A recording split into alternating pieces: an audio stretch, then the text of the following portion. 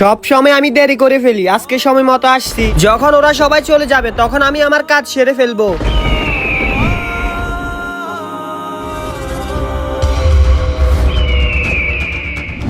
মনে হয় সব মানুষ চলে গেছে। ঠিক আছে, এখন আমি আমার কাজটা করি।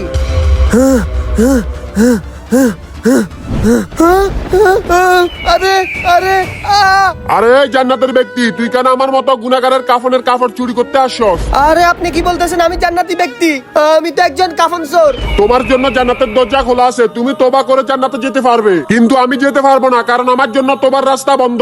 এই জন্য আমি তোমাকে জান্নাতি বলছি। এখনো সময় আছে, তোবা করে নাও। হে আল্লাহ, তুমি আমাদের সকলকে গুনাহ থেকে বিরত রাখো। সকল মুসলমানের গুনাহ মাফ করে দেন। সবাই কমেন্টে বলি আমিন।